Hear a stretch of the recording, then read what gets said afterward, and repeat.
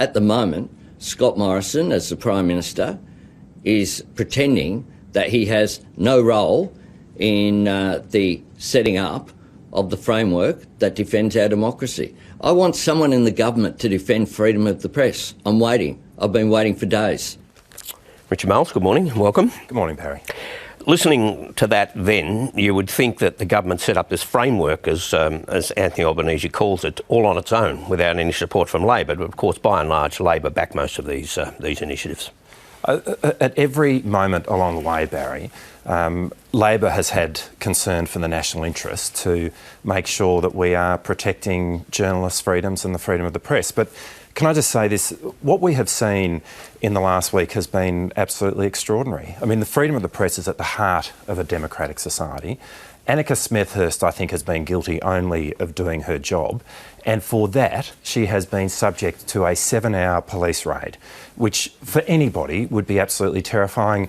And we have not seen the minister anywhere. Now, to have extraordinary raids on the media in this way, with everything it represents in terms of an affront to the freedom of the press, without any explanation from the government, really is behaviour which belongs much more to a tin pot autocracy than it does to modern Australia. The raids only happened, though, because the law allowed for it.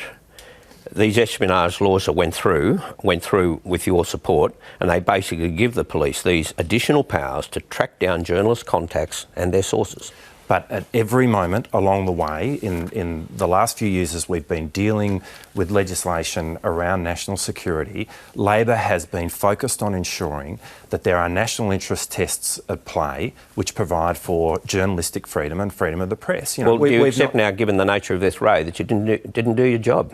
No, I think what we have seen here is extraordinary behaviour on the part of the government, and we need to understand that this is a process which was initiated by the government. Now, this was a referral that was made to the Federal Police by the Secretary of the Department of Defence. Now, at the time, Marise Payne was constitutionally sworn to administer that department. So the idea that the government is seeking to be at arm's length from what's going on here is patently ridiculous.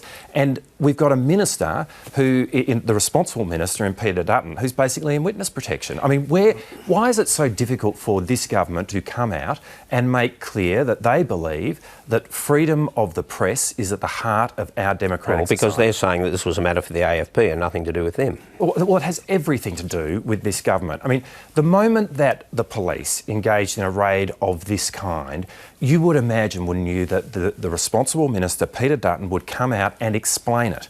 Because the look of the police engaging in this kind of behaviour, hours worth of raids, without any explanation from the government, without a single statement from the government about its belief in the importance of the freedom of the press, says everything about how this government has got it completely wrong. But nobody questions that this raid happened against the law. It happened within the law, as framed by the Parliament. You're a part of that. The problem over the years has been that Labor has just been too worried about being accused of being soft on terror, too worried about being accused of basically being weak on security.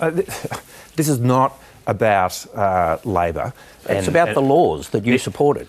And in supporting those laws, we made sure that at every moment along the way, Barry, there was appropriate exemptions and safeguards for journalists to do their job and for there to be the freedom of the press within our society. But this is my question. Do you think those safeguards are adequate now in the experience of what we've had? What I think is that the idea that the police have gone and done this and we have heard nothing from the responsible minister about why this has occurred and about this government's attitude to the question of the freedom of the press is completely extraordinary. Now, they are the government, Barry. You know, a few weeks ago, they were elected to be that for the next 3 years. And they, as such, are the custodians in this country of the freedom of the press.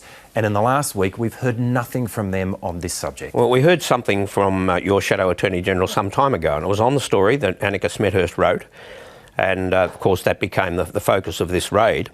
And he said that because it contained highly classified national security information, then he was demanding an investigation into the source. Yeah, the letter that Mark Dreyfus wrote a year ago was pointing out the chaos of the Abbott, Turnbull, Morrison government and the fact that they were leaking like a sieve and they needed to get their house in order.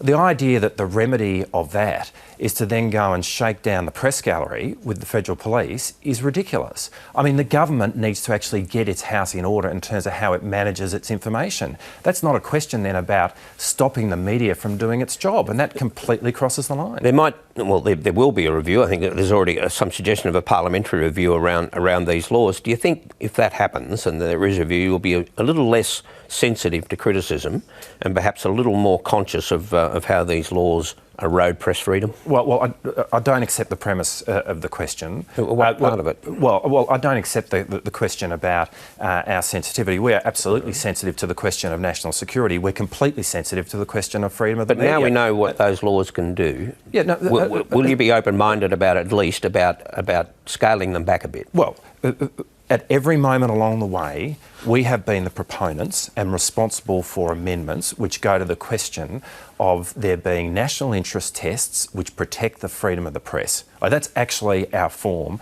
over the last few years. We will have a look at whatever the government put before us in terms of propositions here, but the starting point is they've actually got to come out and make it clear that as a government, they support the idea of the freedom of the press. And right now we haven't even heard that.